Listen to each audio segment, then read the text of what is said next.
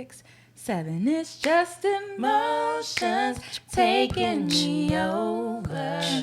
Caught up in sorrow, lost in a song. But if you won't come back, come home to me, darling.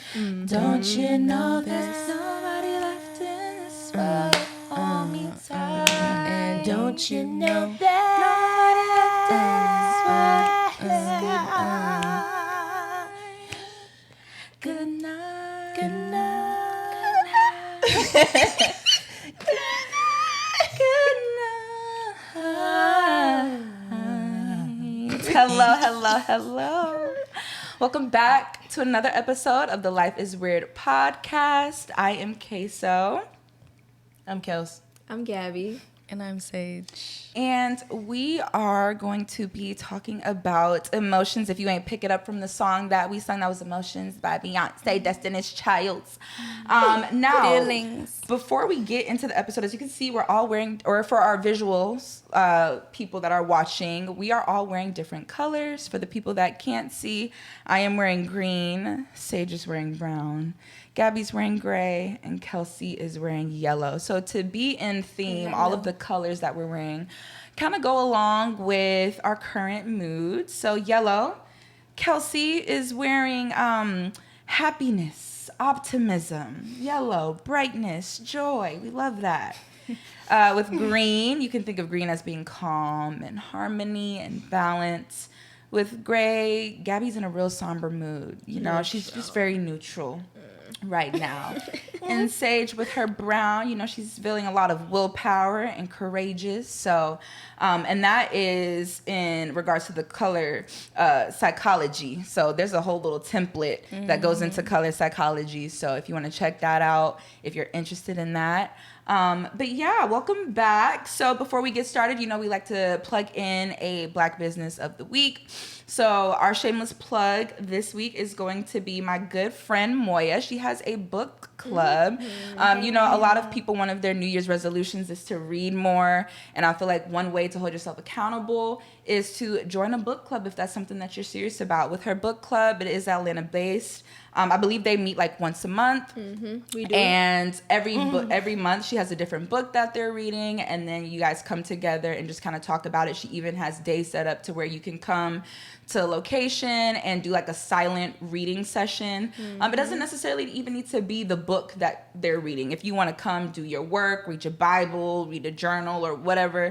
I just love the book club that she has put together for the Atlanta community. So if you are interested in that, you can follow her at Moya's Book Club. We will have it right here. If you're interested in books, community, and fellowship, and if you're just a girl's girl that just like to be around other book nerds and bookworms, I would definitely recommend checking her out. So shout out to Moya. Shout out to you, Hey, Moya girl. Love you, girl. But let's go ahead and hop right into our topic of this episode. So, You don't have your weird acronym? oh yeah, my weird acronym. Oh my gosh, yes. So, welcome to Life is Weird, where emotions influence real decisions. Ooh, I like that. Where emotions influence Influence. real decisions. Period. Is that a word? Influence. I was saying it with a little accent. Oh, okay. But yeah. So now going into our main topic with the first question. So what is an emotion that you guys love to experience? What's your favorite emotion and your least favorite? Okay, this is going to sound kind of childish. Whatever emotion comes with, like, riding a roller coaster, I love that. Like Thrill? Thrill, adventure. Yeah. I guess that. Least favorite, grief. Thrill. Self-explanatory. Yeah. Well, yeah. I would say my favorite one is gratitude. I have those days where I just wake up and I am just like super thankful for life, super thankful for the people that are in my circle, super thankful for my family. So I love when I have those moments where I'm just like in this deep sense of like gratitude. So I love feeling that. And then my least favorite, I don't experience this often, but every now and then when I experience like loneliness, I don't like it. I don't like feeling lonely. You know, I be alone a lot, but I be alone and not lonely. But there are some times where I'm Where it like, gets ooh, lonely, you know, it yeah. gets a little lonely, and I hate being in that space. Yeah. Yeah.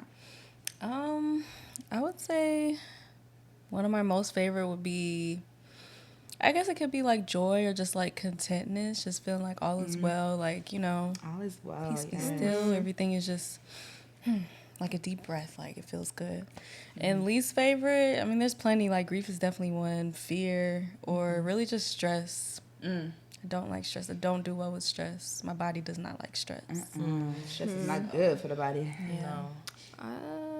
I would say probably joy would probably be my first one, like Sage. But I also like harmony, like when things feel like balance and just like everything is going well all together. And then my least favorite is anger. I don't like to get angry or let myself get worked up to that point because I feel like if something can make me angry enough to the point where I react or just feel that, then it like has a hold on me in a way.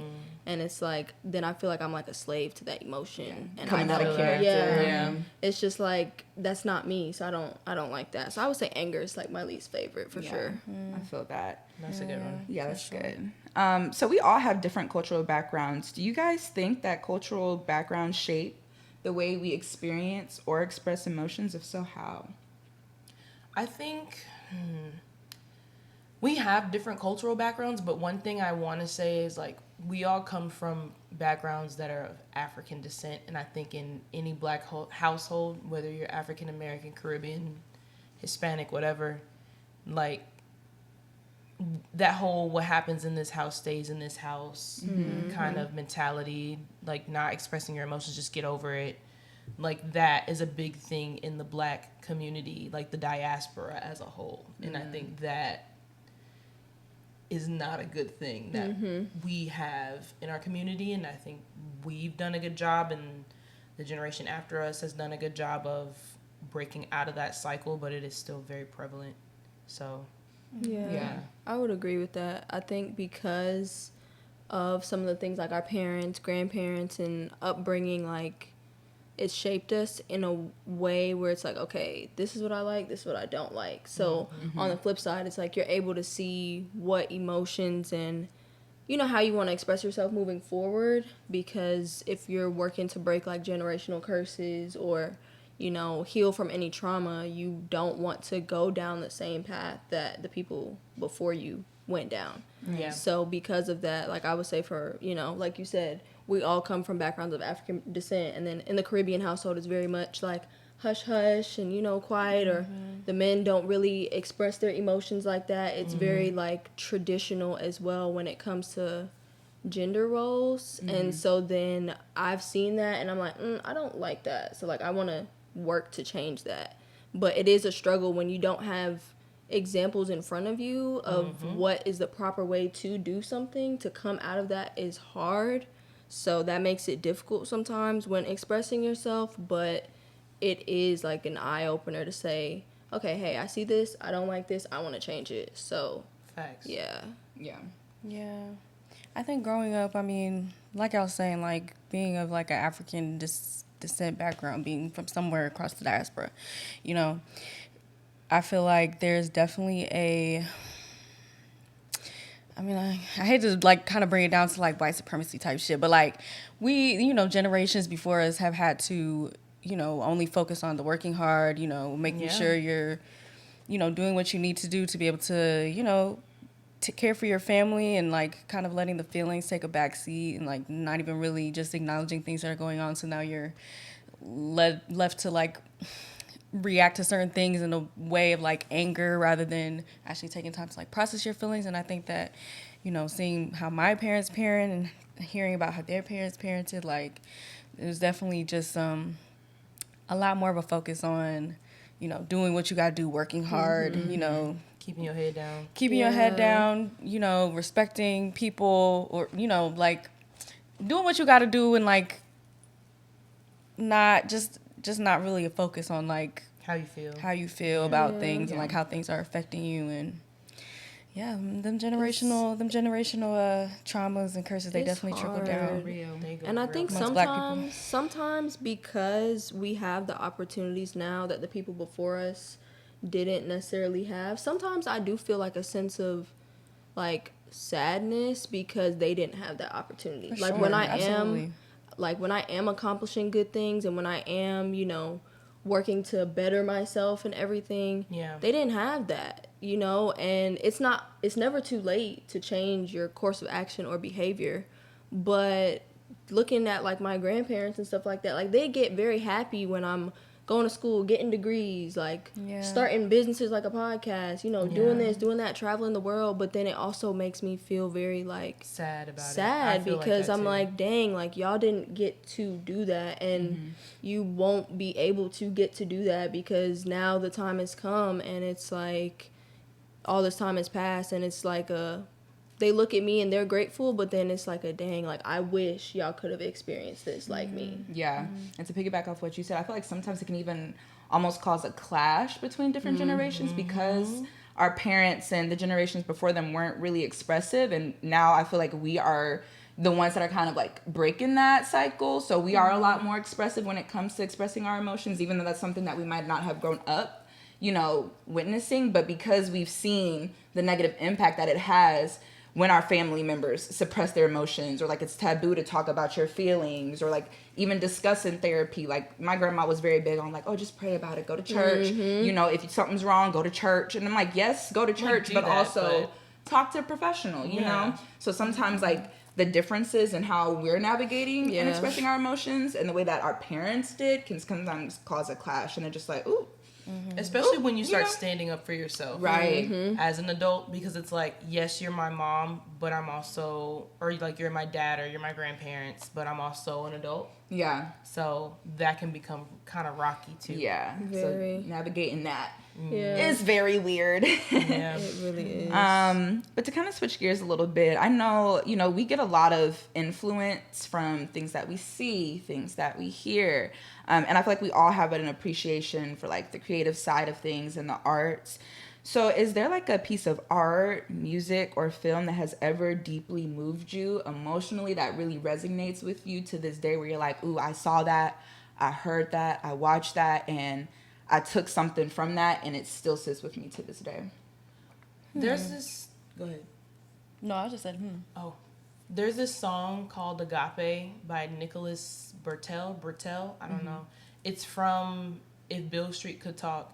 There's no lyrics. It's just a band. And I don't know what it is about that song. I cannot listen to that song without tearing up. I have no idea why, but it's so beautiful. It's so emotional. But that, and there's this movie called How to Be Single. And it's actually really funny. It's very funny. It has the girl from Pitch Perfect. What's the girl? The big girl. I know who you're talking about. You know I just what I'm cannot talking about? remember Yeah. her name. Or Rebel Wilson. I don't know. She's funny. She played Fat Amy in Pitch Perfect, but she's in it, and it's a very funny movie, but it's also like comedic release and also telling like, it's okay to be by yourself. You don't always have to be in a relationship. It doesn't make you any less than. And there was a period of time where I had a really hard time with being single. And bless you, even though I was single, and that really helps me. I watch that movie to this day, and it's really, really cool. So, That's good. yeah, watch it. It's on Netflix. You have yours or no? I would say, so the first film that comes to mind, it's my favorite movie ever, is Love Jones. I love that movie. I'll never get tired of Love Jones just because it's great. But I think the best part of it is like the poetry aspect, and then just I don't know how to explain it. It's just something about it. It's like, maybe it's because it's like hopeless romantic in me. Like they go back and forth and everything. She leaves, go to see whatever guy in New York, and comes back and everything. And then it's like, I love you, Nina. Yeah, like, I don't know what it is, but Love Jones, I'll never skip. Anytime Instagram posts like urban throwbacks or anytime that comes up, I'll never skip a post. I love that movie down. You do post Love Jones I do. stuff a lot. And then but then on the second half of that, I would say the film that resonates with me probably the deepest. There's a documentary, or it's not really a documentary. It's kind of like a, what is it when you're showing somebody's life, like a biopic? Biopic. Yeah, Biopic. of my favorite artist, Frida Kahlo, and it shows like her that's life. a good one. And for those of you who don't know who she is, she got into a car accident and everything, and she was basically paralyzed from like the waist down. And that's what made her start creating artwork and everything. And she painted images of herself going through like tough emotions and everything. And she just didn't let her situation define her. So I feel like that just resonates with me a lot, because like no matter what you're going through, you can still find a silver lining in it. So that would, yeah, I would say those. No piece of music really that stands out, but yeah. And that's Salma Hayek, right? She played Frida. Yeah, she did. She played that role. Yeah. One album that like I always go back to, when I was in high school, I felt like I was starting to like really understand what it meant to finally like love myself, flaws and all. And Jhené Aiko is one of my favorite artists. She's been one of my favorite artists since middle school. And when she came out with the album Sold Out, so it's a play on words. So you know how people say, oh, like sell your soul. But she'll always use the word like S-A-I-L, like sailing, or sold out. So S-O-U-L-E-D. And she's very vulnerable with her projects and her music. And like each work of art kind of goes back to an area in her life where maybe she was like really down, but then like her conquering that and like coming through with a breakthrough. So I felt like Sold Out was that breakthrough album for her. And I just really resonated with that, because I was like, everything that she was singing, all the songs, I was like, I can relate. I feel like she feels me and hears me. So I really like, that's one piece of work that like really, really made me fall in love with her. And to this day, I still listen to that album on repeat. And that's one of the reasons why she's my favorite artist. 'Cause I just feel like I resonate with her music so much. So that's one piece of music that I feel like really like had me like tap in with my emotions back in high school, when I felt like I didn't have the words to put what I was feeling like into words for real. Like I knew what I was feeling, but I didn't know how to say it. And I would listen to her song like, yes, this is what I'm trying to say. So that resonated with me. And then I was just looking on my phone because there was a movie that I watched that my mom told me about. And I couldn't remember the name of it, but it's called, I think, The Imitation of Life. It's a movie where there was this black woman, and she had a child with a white man, and she had a daughter that was white passing. So her daughter grew up to like resent her mother. She didn't want any parts to do with it. There was like a scene where she had left something in school, and her mom came to drop it off, and she was so embarrassed of her mother because they were just like, black? because her mom was black and she was white. Like the people in her school didn't know that she had a black mother. She was white passing. It was a great movie. It was such a good movie. And like all of the emotions that I've like, I don't know, like it was just, it really, I watched it at a young age, and I just remember like it resonating with me so much. I don't know why, but like it really brought up a lot of emotions in me, just to see her like resent her mother, who was such a hardworking mother, like, and she tried her best to be a good mother and to like teach her like, listen, just because of the color of your skin, like I'm still your mother. I love you. Like, you know, there's no reason to be embarrassed of me. And then, not to spoil the movie, but the mom ends up dying. And then when she dies, the daughter is finally like, oh my gosh, like I regret, you know, growing up in life, like resenting my mother, not really loving her and all that. And that just made me realize, I was like, you really got to be grateful for the people in your life, because you never know like when their time is going to end. But then also like it made me appreciate the people in my life, like regardless of, you know, skin color, regardless of different backgrounds, or like our differences in the way we think. I'm like, at the end of the day, like love should conquer all. And I know that's so cheesy, but like true, especially though. like, you know, with certain family members and friends that you like, you know, genuinely love, that you consider family. It's like we all have our differences, right? We're all going to be experiencing different emotions. There's some days, you know, there's 4 of us sitting on this couch, right? We are all women. We all got periods. So there's times where, you know, we might come in and it's like, you know, we might not always agree on things, or everybody's energy might be different. But even through all those differences, like we still show up. We still love each other regardless. The love is always there. So I feel like that's a movie that really resonated with me. And That's a really good it was example. it's a I good gotta movie. watch that. I will say they have a newer version and an older version. Do watch the older version. You can watch the newer version too, but like it's a really good movie, and that really resonated with me. So That's crazy. I would was also deep. like to say too, like how you said it's 4 of us on the couch and we don't always agree on things. I think we have beautiful moments though, where there will be times where y'all will come in and we about to shoot or we're about to meet, and 3 out of the 4 of us is crying. Yeah. True We story. just Has happened had a before. bad day, a bad week. I remember one time walked in, Gabby crying. Then I started crying. Like, even for our shoot, like, I literally walked in the door. Right. Queso opened the door and cried. Was She didn't even make it in the door. And we were like, what's wrong? She said, And I felt so bad because everybody was like, Queso! What's wrong? like, Yeah. It'd be like that. But it's the fact that we know that this is a safe, because I'll be holding it in until I get around y'all, and then I'm like, whew, I gotta let it go. Yeah. But it's a beautiful thing to be able to have people to be vulnerable with, because you can't do that with everybody. No, because people, it's weird. Yeah, and I will say, like, even though, like, no matter how we come in that door, I feel like we always leave a little bit better happier, than we a little came, bit, yeah. exactly. So, yeah. Yeah. For me, I would say, I was sitting here trying to think of like songs that evoke emotions out of me, and a lot of songs definitely do. I feel like I've said this before, but when I'm like in a really down mood, I don't like to listen to music, because I feel like music just makes me feel a little bit too hard. Mm-hmm. I feel like it's changing now. Like, I think I am able to like be in like a sadder mood and listen to music, because music also makes me happy. It just evokes a lot of emotions out of me sometimes. I'm just like, And my escapism is like having to see other people in like situations that are completely different to mine. So I like watch a lot of comedies and shit. But for songs that I think that definitely speak to me, one is Godspeed by Frank Ocean. I can't even start that song. I'd be like, oh, it'd be like, I will always skip. Skip. I'm about to cry. I don't feel like crying, so skip.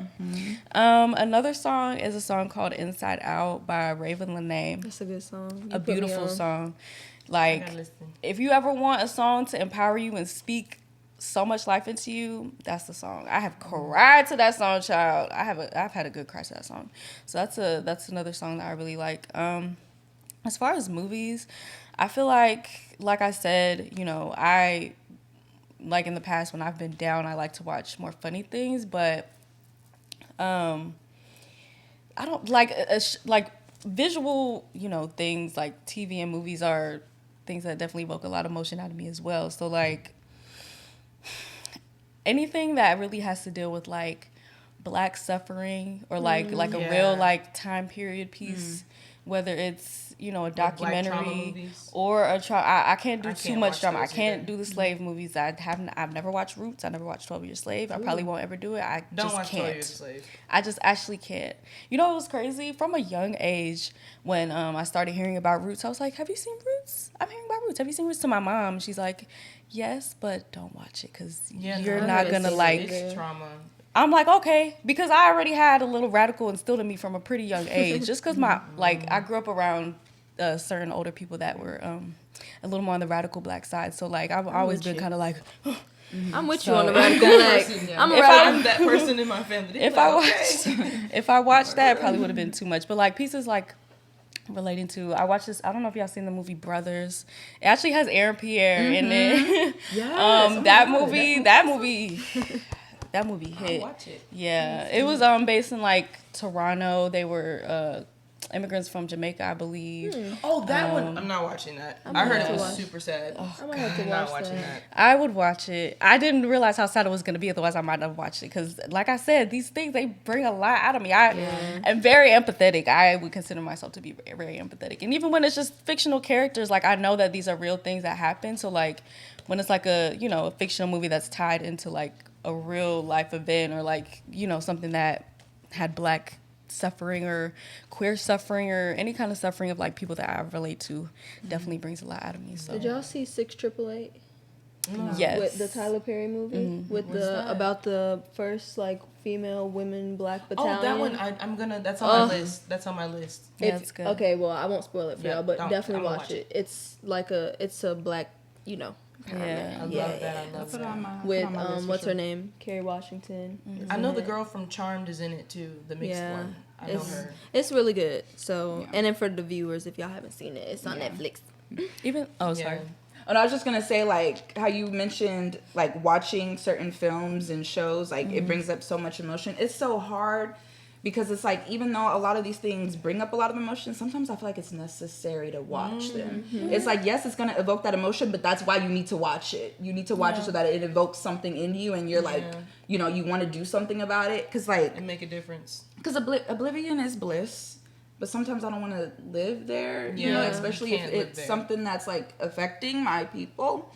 So, like, but it's such a hard thing to balance. It's like, you know, you have to take breaks. You have to take mental breaks. Because I think, what was the movie about the boys in Central Park? Yeah, that girl. I never watched that either. I have not till this day. When is it? When They See Us? Yes. To this day, I have not watched it. I watched it and I it. bawled. But I've seen a movie, or it's a show on Netflix called 7 Seconds. And long story short, little black boy got hit by a cop. Cop got off. And the whole breakdown of the mom, you know, going crazy trying to figure out who the hell killed my son. Like, it's just hard. And then him getting off at the end was so sad, but it was also so real, because then it reminded me of Trayvon and like, it happens, like, you know, George Floyd and everybody. Breonna Taylor still ain't seen no justice, so it's like it's hard.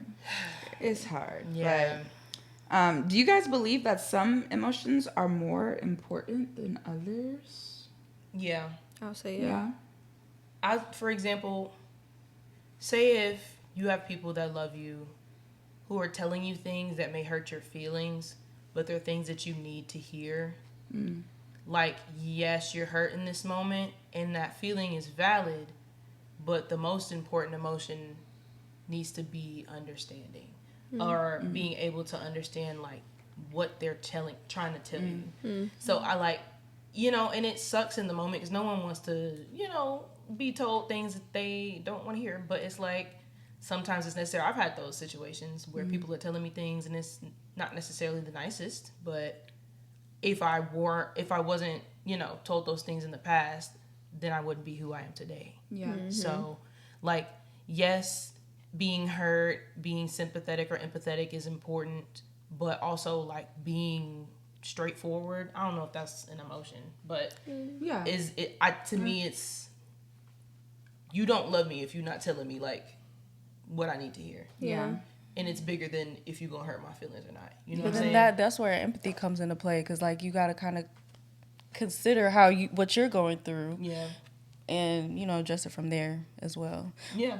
But I feel like all emotions are important. I feel like important is a tricky word, because I feel like you definitely should feel or, you know, experience different kinds of emotions in your life so that you're introduced to them and you know more about yourself, how you're going to react to the emotions that you're feeling, how you're reacting to a new emotion that you maybe haven't felt before. So I think that all of them are somewhat, like, important in that regard, but I think that it's also, like, in a situation by situation base. Like, if you're, like, really, really down bad, sad, it's important that you know, feel a different emotion. Like, the other emotion to get you to a better place is the more important one rather than the one that you're in that kind of regard. Yeah. But I think that they're all, like, all emotions In general. let me not say all, because some that I think that should not have to be felt at all, really, is like fear and, like, but then again, fear, sometimes you need a fear,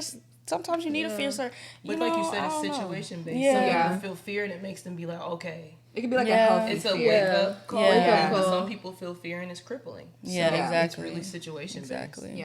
Yeah, both of you guys kind of touch on something similar that I agree with, where, like, you kind of have to read the room and figure out which emotions are appropriate for that time period. Because, like you said, if there is a moment where, like, Sage is down bad, in that moment, it's like, let me turn on empathy, let me turn on, you know, kindness and, you know, caring, and it might not be the moment to be, like, giving you advice or, like, you know, or, like, just, like, say if you did something stupid and you down bad about it, I'm not gonna be like, oh, that was so stupid. Like, I gotta read the room and, like, okay, which emotion do I need to pull from my little bag that's appropriate for this time period? So I kind of agree with you guys saying, like, you know, it's not necessarily like one emotion is important than the other, but, like, it's important to read the room and then Have intelligence. Yeah. right. Yeah, And not only just reading the room, but reading the people, because the way that you approach Sage may not be the way that you approach me. Right. So, and we're just two different people. We take things differently. So, I think that's important as well. Like, just knowing who you're around as well.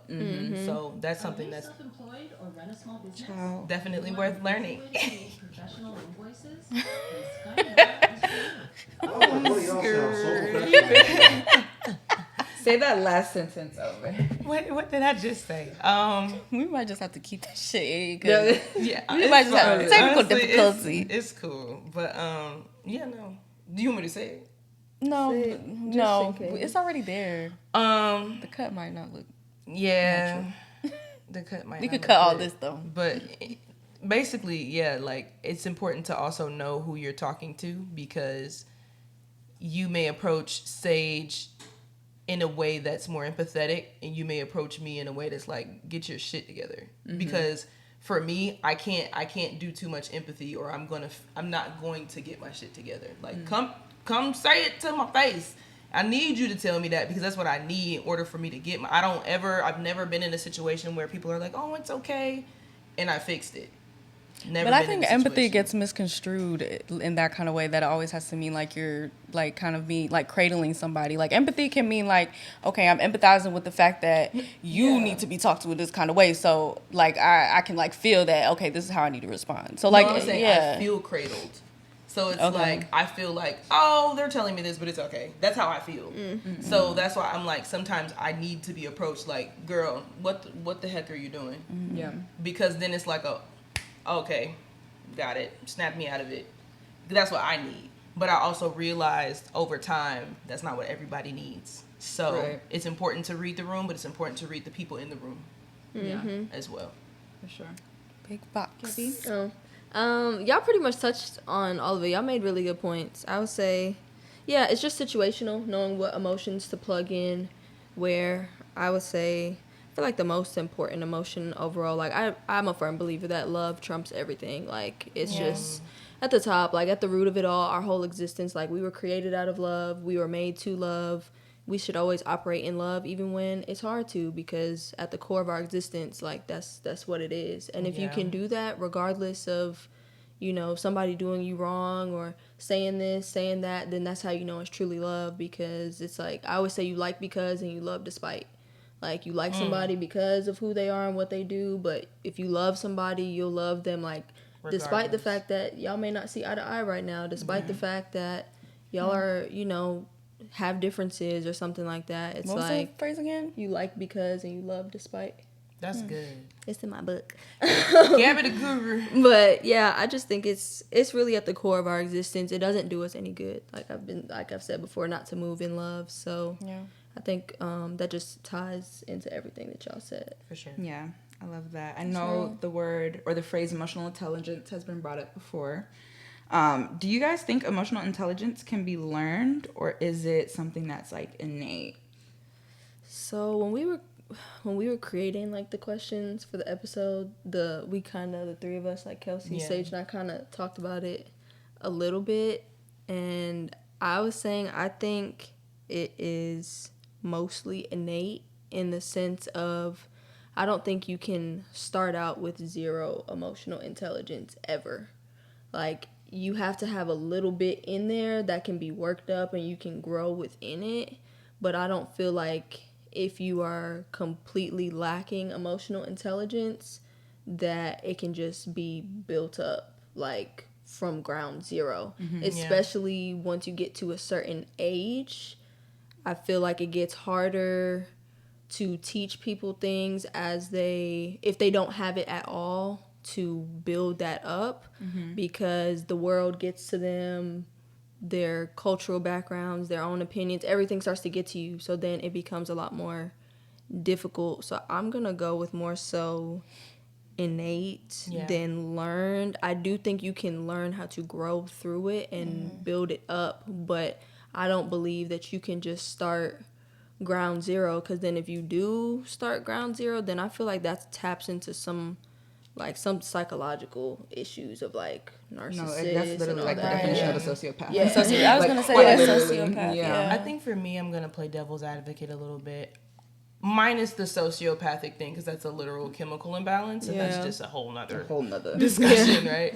But I think we technically all start from ground zero. I think everyone's development is different based off of cultural background or personal traumas, whatever, what have you. So I think it's possible. I genuinely believe it's possible to gain emotional intelligence. It may be a little harder the older you get. I do agree with that, because the older you get, the more stuck in your ways you become.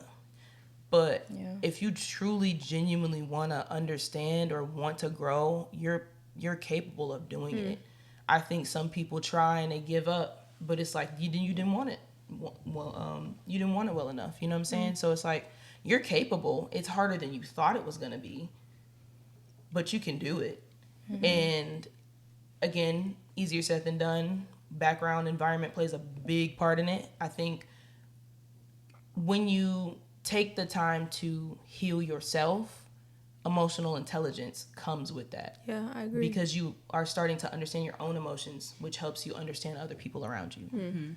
So, Yeah, I'm gonna kind of. Yeah. Oh, sorry. no, just minus being psychotic. Yeah, no, I'm gonna piggyback with you. I'm Yeah. gonna lean more towards the fact that it's learned, even though like what Gabby said is very true. Like we all start off like with some type of emotional intelligence, because when you're a kid, right, you're still kind of taking other people's feelings into considerations. Like if you hit somebody and they start to cry and you feel bad, it's like, damn, I did something wrong. I feel bad. I'm not gonna do that. So like that's kind of like the basics. But as you get older, you kind of have to tap into like a deeper level of emotional intelligence, and that sometimes does take some learning. For sure. And like even at the age that we're at now, like I feel like we all have a certain level of emotional intelligence, because I feel like the base of emotional intelligence is self-awareness. Like how self-aware are you of your own emotions? Yeah. And sometimes that takes somebody else having to put a mirror up to your face and be like, do you see what you're doing? Yeah. So like I said, that's why I'm gonna lean more towards the fact that we do have to learn, because every age,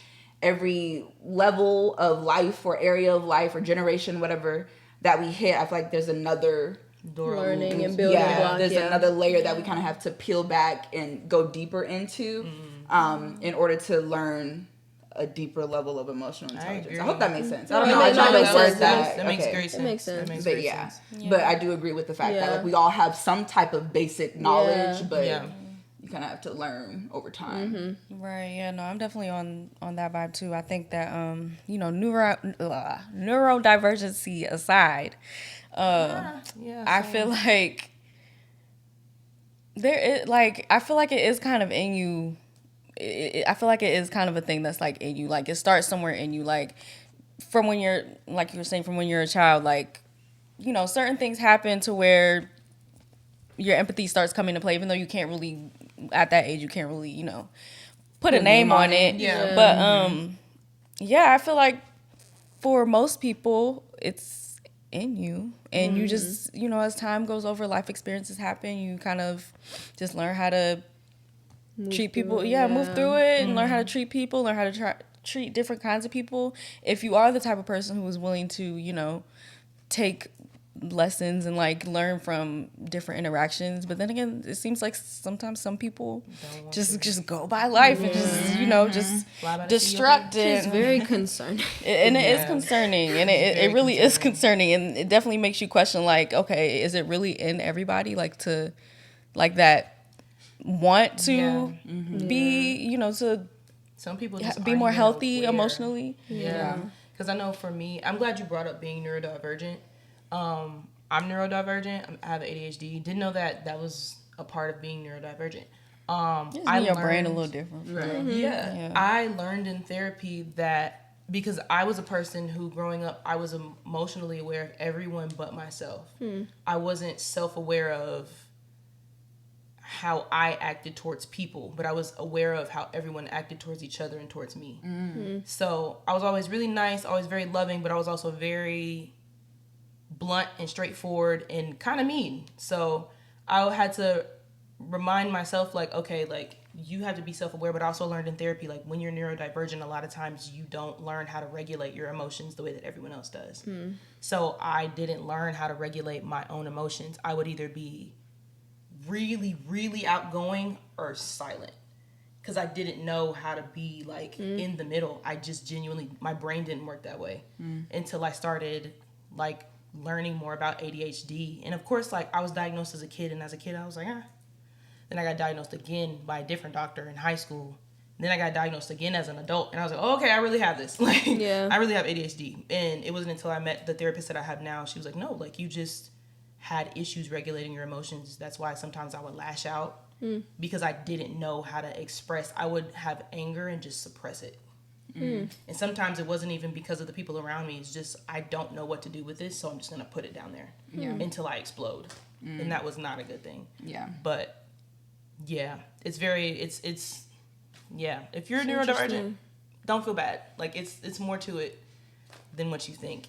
You're not a bad person, because I used to think I was a bad person, and it sucked. Yeah. So I think that even me, like, I don't really, when I was younger, I always knew that there was something kind of off with me. I kind of just felt it. And, I didn't really relate to other kids, and, like, I was more on the quiet side of things, though. Like, I'm not really, kind of friends with everybody, but, like, I'm still kind of like, I don't really feel like we kind of relate there. I was just kind of the person who just didn't talk, and I'm just like, I feel like I don't relate to these people, and they don't relate to me. So from a young age, like, just the way that I kind of experienced people, like, I thought that there was something wrong, but my mom, unfortunately, is Caribbean and doesn't really acknowledge those things. I mean, fortunately, but with that, she doesn't believe in that, and I feel like I could have benefited from a diagnosis. I still, even as an adult, I haven't gone into like psychiatrist and tried to like diagnose myself for real, but I definitely think that there were some barriers like neurologically for me that kind of made my emotions a little not quite regular.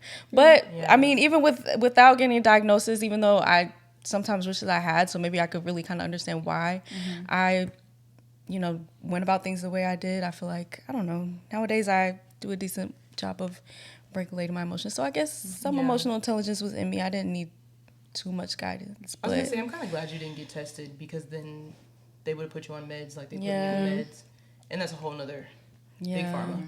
But no, I'm glad you didn't get tested. I mean, granted, it would have helped with insight, but I think a lot of people's first thing is to, your kid has ADHD, Adderall. I've been on Adderall since I was 8 years old. So, and it's very hard. Yeah. It's very hard to break out of it. Like, the only reason I stopped for a year is because I ran out of insurance. I turned 26. And then after that, when I tell you crashed, like lethargic, tired. I mean, I wasn't going through withdrawals, but it was like, I was going through withdrawals. So it was like, and like emotionally, did you like notice like your interactions with people were different, and like how you received? I was able to, not emotionally, but intellectually, I was able to focus more, because the main thing was school. It's affecting her in school. It wasn't really about emotions. It was about, okay, she's a straight A student, but keeps getting her card pulled for talking. So now we just need her to focus. So mine was more of like, we just need you to focus. And it helped me in school for sure, because I struggled in math. I was great in everything else, struggled in math. Till college, struggled in math. But it emotionally, I think that helped with talking to my doctor about my emotions and regulating my emotions. Adderall helped with school and just being on task. So Sage, have you like tried to like self-diagnose? Like, do you feel like you have an idea of what you could possibly be feeling, or you're just like... When I was younger, I definitely self-diagnosed myself with ADD, because I was never hyper, but like I could not focus. Like, I was real quiet and to myself, so it wasn't like I was talking to people around me, but I just couldn't focus. And that led me through college. Like, I just had an issue with just procrastinating, and my brain, like, it would be like some kind of, I don't want to call it crippling, but just like you get overwhelmed to the point to where I just can't even start. That's ADD, So I could well have been right with that self-diagnosis. I definitely feel that, because I feel like with the focusing, it takes... once I am focused on something, then my brain starts to think about everything else I have to do, and then I lose focus. And it takes a couple times for me to like reroute myself to actually focus. And I've noticed, like, I feel like as of late too, I start to get overstimulated like really, really easily and quickly. So it's like same thing, Caribbean parents. Like, I never really expressed it to them for them to look into me getting, tested or anything. But sometimes I think about, going and I mean I'm an adult now, so like just seeing like what they say. Yeah. Just for I'm like a little nervous about it for some insight. reason. for like just But for some yeah. insight. Well, you're an adult now, so That's it's what- not like yeah. they can be like, you need meds. Right, I can what say you no. can do is take that diagnosis and then figure out how you're going to do Manage it, yeah. organically. For Yeah. sure. You know what I mean? Chew the Yeah, meat, that's a spit good out the point. bones. I'm trying to tell y'all. LOL. No, Chew but the meat, yeah. spit out the bones. They're trying to tell you to get on meds, spit the bones out. Okay. But I definitely think having a diagnosis would have helped school go a little better for me. Because from middle school, high school, college, like my focus was just so... And I would almost kind of resent my mom because I would think back to that conversation back when I was really young. And I don't remember a lot from my young days, but I remembered a specific conversation going to my mom and being like, I don't know, I kind of like feel like I might have ADD or something. I feel like I should get diagnosed. And I just remember her just shutting it down. Like, no, I think that you just Nobody need to with do that, this. yeah. Probably put away that phone. Probably Always. do this and Y'all, that. y'all on that phone. Yeah. It's that TikTok and that Instagram. My mama said, can you memorize this school the way you memorize the lyrics? Girl, I said, girl, nah. But it was just like I couldn't. And out to it you, definitely Mom. was a lonely feeling in that for sure. So, Yeah. but that's trauma I could unpack with a Yeah. therapist another day. Well, we older now, so we can do the work on our own terms. Yeah. But another question that I want to ask you guys, because back on emotional intelligence and self-awareness, I feel like when it comes to navigating relationships, and not just romantic relationships, but just like friendships and, challenges might arise. So when it comes to those challenges, do you take the time to reflect before responding? Or are you the type to like just want to address them right away? I'm a reflector. Yeah. I have to reflect before I respond because Yeah. my mouth real slick, and if Same. it can go, it I'm can go bad. I can get How much really, time if you answer that you reflect? How much time of reflecting do you need? Situation based. Yeah, I don't take it won't take me more than 24 hours. I feel like 24 hours is really the max too. I don't believe in like letting things prolong for days and days and days because I don't like going to sleep upset or like any unresolved feelings. I just don't like that. So situationally, it just depends. But I would say more so like maybe a couple hours to 24 hours max. I would like to. I mean, there are times where sometimes I'll reflect, like, I should have responded this way, but by that point, it is what it is. Yeah. Like, when you should have did something, should have, like, snapped on somebody, or you should have, like, gave it back to them, but then it's like, what's the point? Like, it is what it is. But I like to reflect because I like to watch my words, since I know there's power in the tongue, and my tongue can get real nasty. So, I just like to be mindful of that. So. Yeah. I'm very similar to Gabby. Y'all know I'm spicy with my mouth. So, hello. I'm sorry. I'm very much intrusive thoughts are not intrusive. So I just be talking sometimes, and I've learned in my later years that I have to reflect because if I don't, something will be said that doesn't need to be said. Yeah, so time frame is really situational based. It depends on how bad the fallout was. So, like, I've been in a situation where, like, I needed a couple of days. And I didn't talk to that person for, like, 2 days. And it was like, okay, because if I talk to you right now, I'm going to hurt your feelings. Yeah. I'm going to lower your self-esteem. And I was so mad at that person. It was a relationship. I was so mad at that person. I was just like, yeah, I can't talk to you. If you want us to be even a sliver of cool, don't talk to me right now. Yeah. So, like, I have to reflect because if I don't, I don't know. Yeah. I feel like it really depends on how emotionally invested I am in the person that the challenge is with. Yeah. And I say that to say, like, with friends that I'm, like, super, super close with, I feel like I know you. And, like, maybe there's a challenge and I'm like, okay, we're usually good and I feel like I know this person. Usually that's the time when I'm be like, okay, let me take a second and reflect and then respond. But then in situations when it's like a person, like, maybe I'm dealing with romantically, there's been time and time again where I really wish I would have just shut the hell up and waited a second before I responded because yeah, sometimes that impulsivity will get the best of me. And if I feel like I'm triggered, I'm triggered. That's when when I it's feel like I'm hard. triggered, yeah, and Trigger like, is the word. and for it's like sure. I don't. It's like I care about hurting your feelings because I feel like I never really try to lead with trying to intend to hurt somebody's feelings. But like, shoot, if I'm triggered, I'll definitely Go for the drug. I was gonna say, Go once for it. somebody Load it hits that trigger, Go it's for real it. Keep hard going. yeah. Yeah. It's real hard to rein it back in when is. you hit the trigger. But Yeah. you gotta know your triggers too. So when you hear something, you like, ooh, gotta. Like I'll hear a Growth. trigger and I'll be like, oh, yeah. it's Yeah. time for me to go. It's time for me to go. Yeah. And even in romantic situations, I think I'm doing a little better because there was sometimes like early 2024 and like maybe late 2023. Before I started with my therapist, I was like, oh, girl, something got to change. Because, like, it'll be people that I'm not even in a relationship with all the way. But we do have, like, some kind of emotional investment. But it's not, like, years in to where, like, I completely know you. Yeah. And if I get triggered, I'm like, oh, Yeah. blah, blah, blah, blah, blah, blah, blah. And then I'll look back and I'm like, we need to give all that, bro. That's real. Yeah. So, For me, I feel like I've recently learned, because I do like to pick my battles. There's certain things where I'm like, okay, if it don't bother me by tomorrow, it's not that big of a deal. I'll drop it. But I do like to reflect, but kind of like similar to what Gabby said, like I don't like to let things linger either. So like if it bothers me in that moment, I'm still going to take some time to reflect just so that I can get my words together. Because like you guys said, like I don't want to say anything that I'm going to regret, or, you know, just want to make sure that like when I come to the person, I'm coming with like a clear mind, clear thoughts. So I do like to take time to reflect. Like I said, there have been situations where I'm like, okay, let me see how I feel about this tomorrow, because self-awareness, you know, sometimes I can be a little irritable, or like, you know, moods be a little high. So I'm like, let me, you know, sleep on it. If I'm okay by tomorrow, it's not that big of a deal.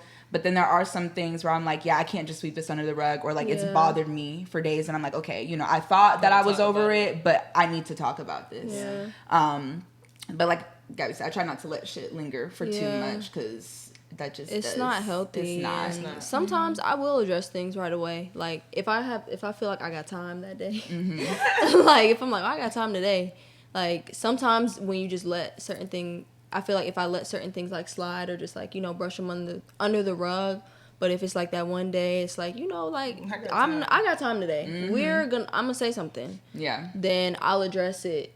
And it's like, I'm not always like proud of that, but sometimes it's like people know what they're doing, and so I feel like it's like you low key been wanting a reaction, so I'm gonna give you one. Like I'm gonna give you one, not in like a necessarily rude way, but it's like if you're pressing me and like I can tell it's like you're wanting a response out of me. Then I might just be like, all right, so like, what's good? Like you've been going on with this behavior, like what's up?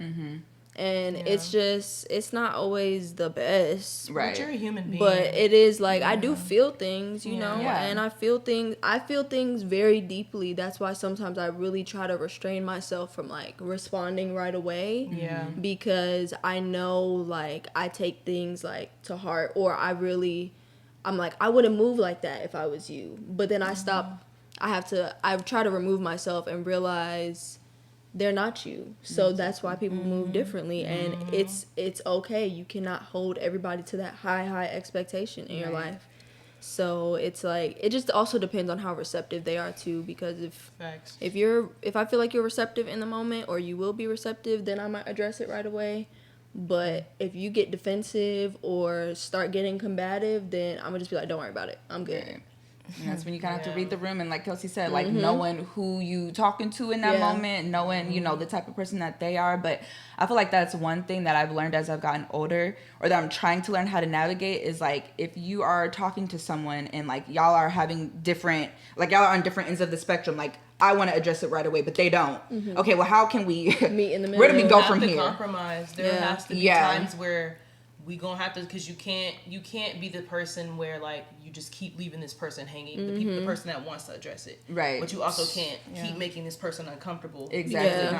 So you have to find boundaries that compromise and that boundary with that mm-hmm. person or those people, and be like, okay, so in this moment, I'm going to take myself out of my comfort zone and I'm going to give you your space. Or I'm going to take myself out of my comfort zone and Let we you can have talk it, about yeah. it. Yeah. But, like, it's easier said than done. For though. sure. Because, Absolutely. like, it'd be times I'd be like, yo, stop talking Yeah. to me. Yeah. If Because I give you that warning. Yeah. keep talking to me. And sometimes that's what it takes too, is just like explaining where you're coming from. Like how you said earlier, like, hey, I know you want to address this right now, but if I address this right now, I'm going to say something you're not going to like. So you might want to give me a couple minutes. Yeah. Let's take a walk. Yeah. We'll come back. Or from We'll like, circle back, I need a you breath know? right now. Yeah. Like, Yeah, Please. so that's something that I'm learning as I Yeah. get older, how to navigate that situation. Because you're not always going to be talking to someone that's on that same time as you. There's going to be people that are like, I want to talk about it now. And you're like, I need a I've minute. been there. And there's going to Yeah. be people, or there's going to be times where it's like, I want to talk about this now because this is how I feel in this moment and it's really hurting me. And they're like, okay, well, I need a minute. And it's Yeah. like, how do you navigate Yeah. that space? That's emotional intelligence. Yeah. That's sure. emotional. Like acknowledging like this is how I feel and I'm hurt, but I understand that you're not me, and this is just not how you handle situations. So Yeah. let's regroup. It's definitely a task to learn that for sure, and actually put it in action. Because I'm on the opposite end. Like takes I'm strength. usually typically the one who wants to like handle it right then, Really? and I'll be a little pushy. It really depends. It depends on the situation. But with like I a used to be romantic that partner, person. I want to talk about it right then. Yeah. Yeah. Normally, because Are I'm a y'all- little more anxious. I Are feel y'all like bo- in are y'all situations like like that too? Like when it comes to romantic partners, you like to address it right away? I am. I think with friends, because I love you and I know that I want to be friends with you down the line. You take a We minute. cannot talk right now. I think with romance, like Sage said, I'm a little bit more anxious, and I'm just like, okay, well, what's wrong? Let's Like, fix let's talk it. about Da, da, it. da. Now, if we're in an argument, and I'm like, oh, okay, like we're not gonna go anywhere in this argument right now. So let's regroup, because you yelling, I'm yelling, my throat's not- scratching, your face turning red. This is not. Yeah. We're going nowhere, and if anything, we're just hurting each other. So I am a bit more anxious, but it also situation based. So What would you say? Yeah. That's good. I'm the type, like, I like to talk about it the same day. So, like, it doesn't necessarily need to be in that moment. Because, like I said, sometimes people do need time to just kind of, like, get their thoughts together. Because if you're in a romantic relationship, I would hope that when you're coming to someone with a, like, you know, your perspective, like, you're coming to them in a loving way. And sometimes that ain't always going to come up, like, right away. So it's like, okay, maybe I need a little bit of, you know, a little time. But, like, I definitely am the type of person I like to address it the same day. Just because, I don't know, I think my mindset is, like, if you're in a relationship with someone and y'all have a little hiccup, I'm like, okay, if we address this now, we'll nip it in the butt. And then, like, hopefully we'll be better moving forward. So it's like, let's not let this linger. Let's not handle it later. Like, let's figure out, you know, what formula works for us now. Yeah. And then it'll help us, you know, in the future. Like, if we were to come up with this again, it's like, okay, we know how to handle we this know how to because we handle nipped it. it in the butt Yeah. right then and there. So I do like to nip it in the butt.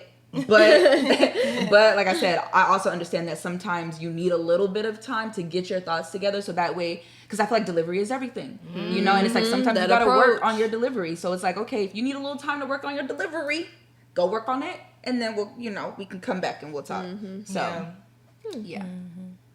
So yeah, that was a great conversation about emotions and, you know, tapping into our emotional side, and hopefully we all learned something about ourselves, and hopefully the people listening, you know, you kind of took this conversation and I hope it made you reflect on, you know, an area on which you kind of maybe need to shine a light on or focus on or improve. But y'all know how we like to wrap things up with our how's life sis. So I kind of want to just ask everybody, where are you guys at now mentally? Like, what's your emotional state? How are you feeling today in this present moment? Neutral.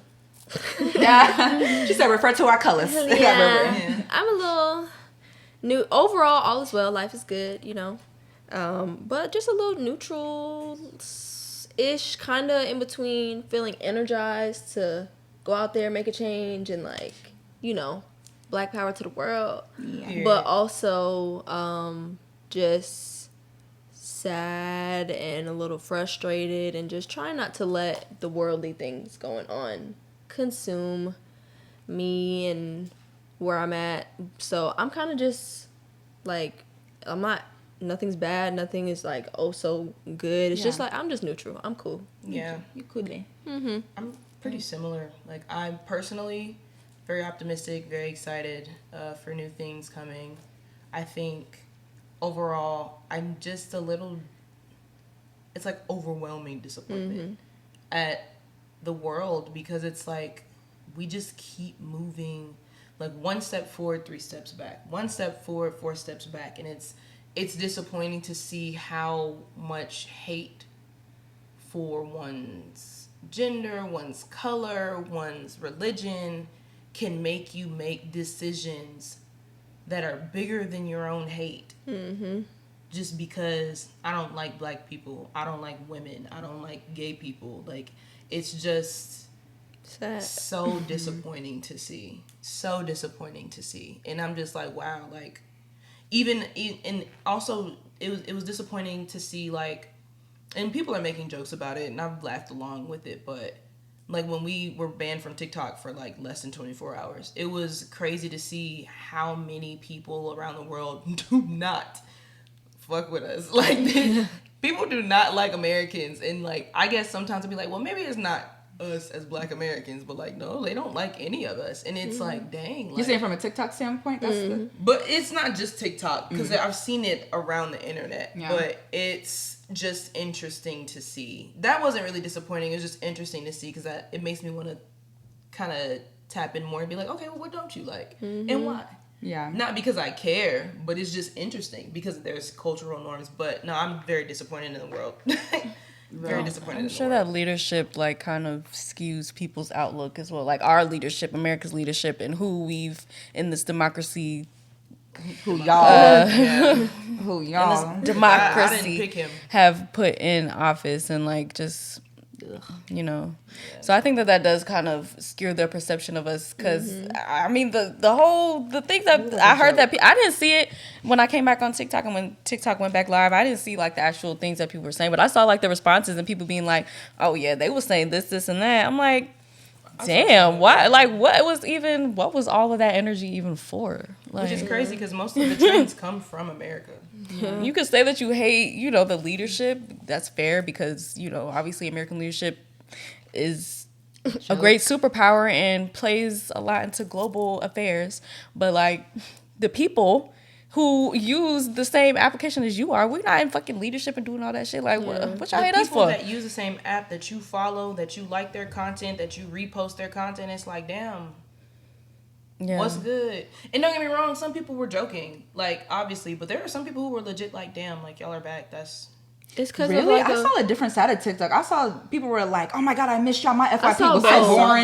But I saw, I saw a little that, bit of and then I that. saw the replies to the people who were saying, "Oh, y'all was talking crap." So then I would go in the comments, and they would start naming people who were talking crap, and I was like, "Let me go look out of saw curiosity." both. And they were genuinely like, did not want us. On Yeah, stage. I saw both, and I think it's just because it's like, depending on where you live in the world, like you're in a way like kind of brainwashed or influenced to think one way about your area and one way about another, unless you know, educate yourself and everything and all that. Because I mean, you know, as like Americans and everything, if you're an American and you travel internationally and you talk to like local people, they'll tell you, yeah, like, we believe Americans are selfish, y'all are, you know, self-centered, all that, depending on where it is that you go.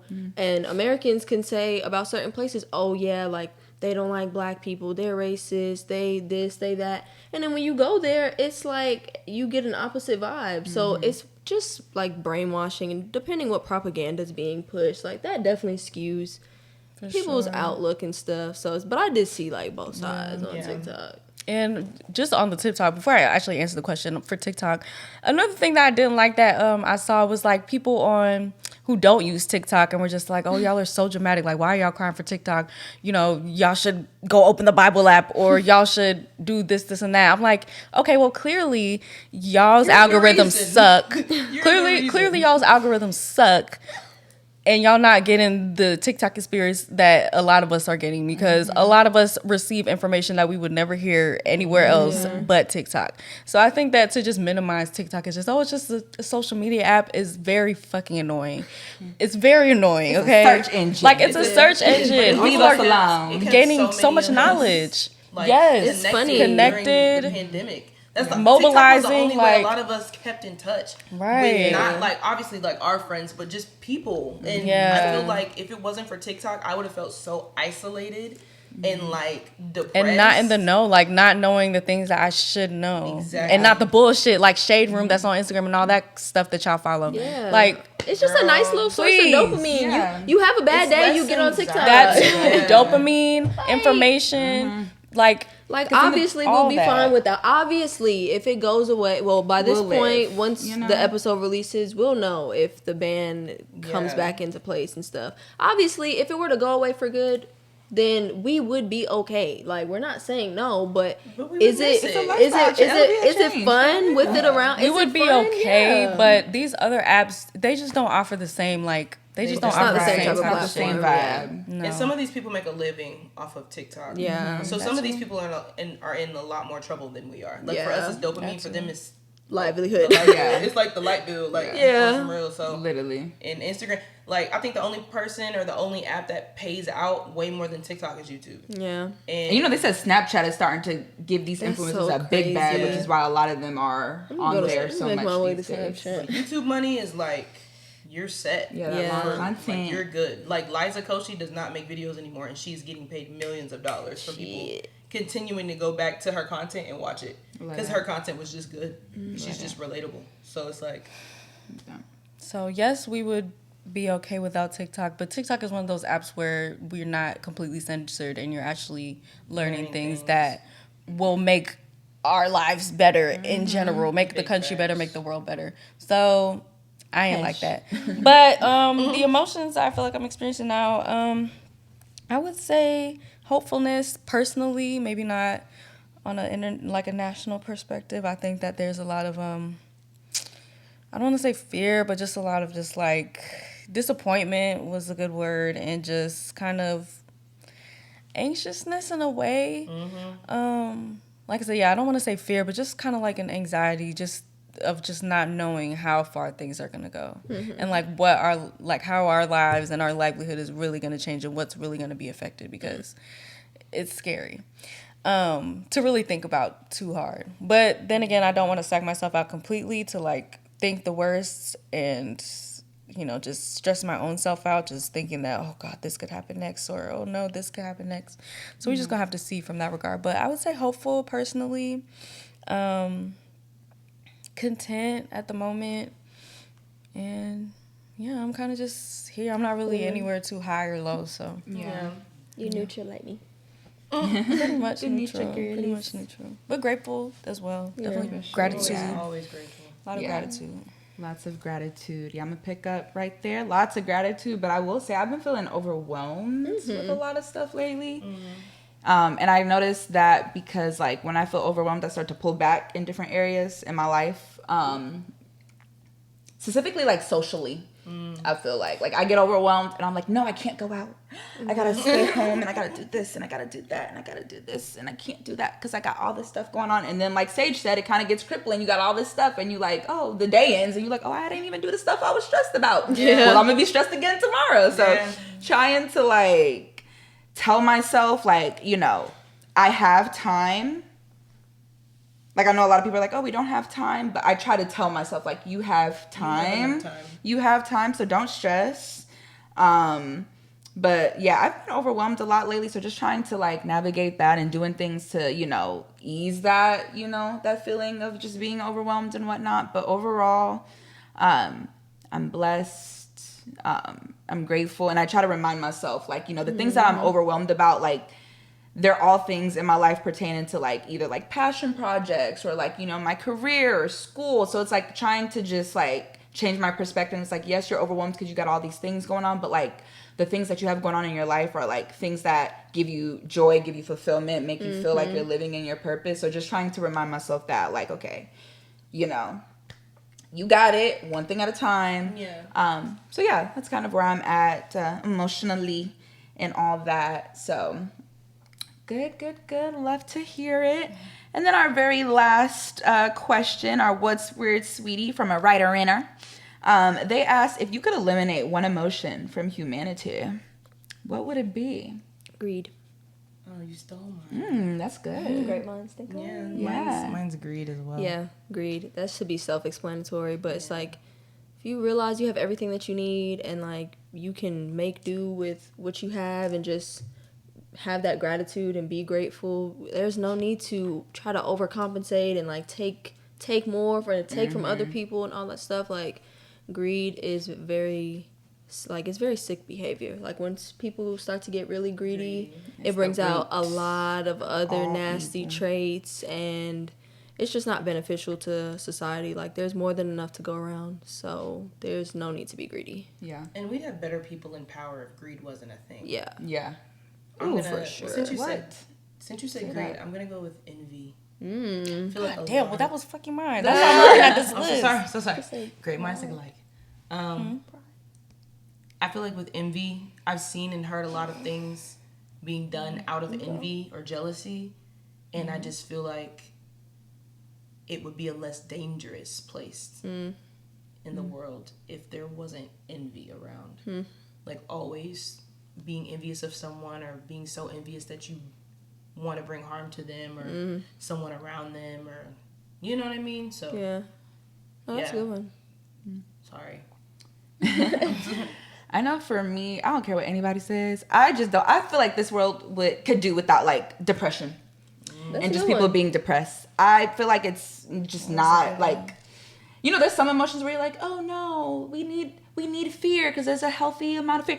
Baby, nah. We This don't need world, depression. we don't need depression. We don't need depression. We don't need people out here feeling depressed. So I would eliminate that one with the quickness. Because you can have sadness without depression. Yeah, Right. depression Like is depression is like Depression is deep. like it Depression gets is a state. diagnosed. Yeah. Yeah. Depression is a state of being. like, Yeah. I feel just- like we could do without that. And Like, it's hard to come out of that. Motherfucker. yeah. And it's scary, like, you know, how low people can feel to the point where, like, you want to off yourself or take your own life. Like, Or harm yourself. I hate that. I hate when people, like, feel like, like you said, just, wanting to harm yourself. Even like the people who are like high functioning depressed, like if you're Yeah. like that is bad too to me, because it's like the people around you might not even Yeah, even you be might able miss the signs. to recognize it. You know, there was somebody that I didn't know him personally, but he was in a space that was related to like where I was at, and they did like a walk in his honor because he did commit suicide. And his mom was talking to us and was like, I missed the signs. Like I did not see the signs. And she was like, that's why I say like suicide has no face. He was depressed. She said like he like wrote a letter or something like that before, but she was like, you would never be able to tell because he was always like the happiest person around. And so it's like some people are depressed and they might not even be, like Sage said, it's a state. Like it's a state of being. Like people get diagnosed for it. It's not just, oh, I'm sad, but being high functioning, that's something that's like, that's scary. It's very scary. It's scary. Even the pageant queen that killed herself. Yeah. I can't remember her name. She was so gorgeous. Literally, like, and you have to be at a certain point to want to, like, depending on the way that you take yourself out.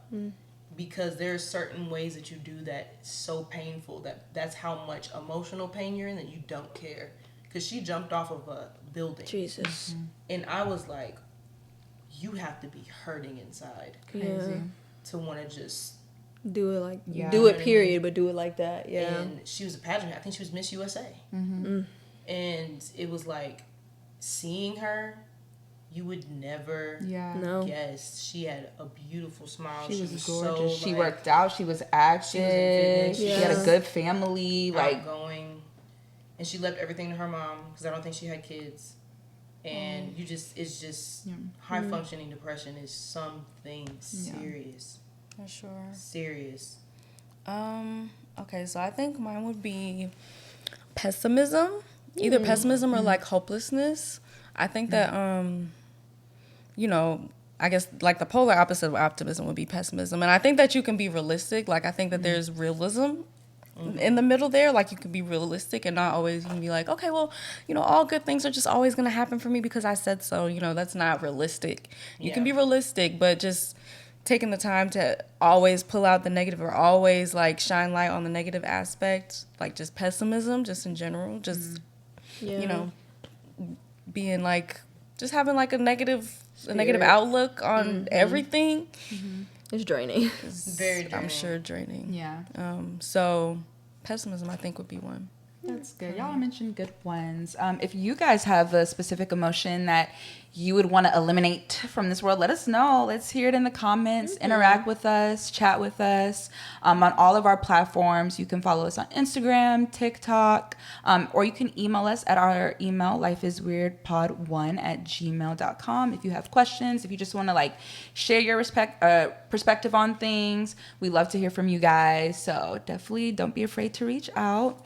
But that wraps up episode 4. Our emotions are weird. Thank you guys so much for tuning in. Like I said, I hope you guys learned something from this episode. If not, I hope that you heard something that made you think something different or that inspired you to want to make a change. If it inspired you in any way, I encourage you guys to share it with someone who you feel like could also use this message. But yeah. Thanks. Don't be afraid of your emotions. Don't Feel be afraid- things. Don't be afraid to yes. feel. Don't be afraid to sit in certain emotions for, you know. And even if those around you don't accept your emotions, it doesn't make them invalid. Exactly. Yeah. Your Right. It feelings doesn't are make always them valid. invalid. Yeah. Always. Just Always. communicate. You know, we love you Emotional guys. intelligence, important. Yes, we love you guys so much. And can't wait to see you guys in the next episode. Yes, sirree. Keep And- it close, married man. I'm about to say last but very not least. Keep them close. Keep married man. close. And women. And women. Don't interrupt that marriage. Don't. Alaskan booer. Love you guys. Bye.